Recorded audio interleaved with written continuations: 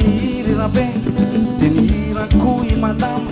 de nihirako ramse ka ino nahitan'izany de nihira am'ray vokitany fa tsy olona ambony tsy ambany de mihirahira fantany de nihirako I zorzety de nihirako I bakerety tao anaty fotoana vetivety de feno artista nitapo tanety ka namety le izy na tsy mety de avoaka setesy kasety sitranay mba ho lasa vedety hipotra kasety sy amin'ny internet sitranay no amy radio sitranay misy eo tele de mandeha mandray micro mihira daholo ny daolobe de nihira ampanao affaire de nihirako paster évangélique rimiter tropical rima pseu derrière sananako tonga ty aminay lasa firafoko izahay na mahay o na tsy mahay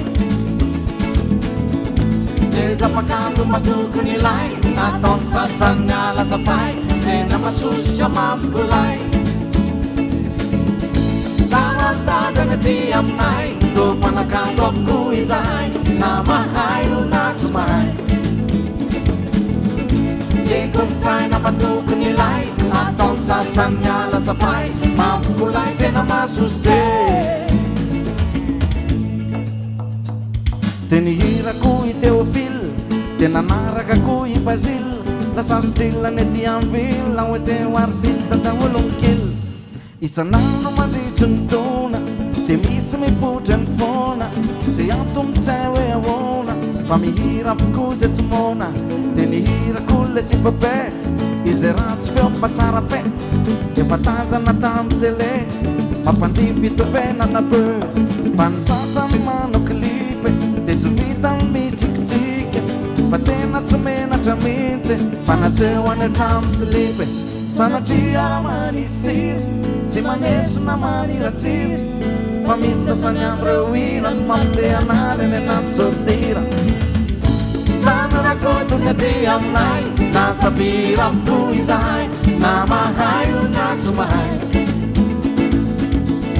le zava-kanto mba tokony ilay ataony sasany miala zafay tena masositra mampikolay sanartadana ty aminay do mpanakanto avoko izahay na mahay o na tsy mahay le kolotsay na mba tokony ilay ataony sasany miala zafay mampikolay tena masositry sanarako tonga ty aminay na sabira avoko izahay na mahay o na tsy mahay le zava-kanto mba tokony ilay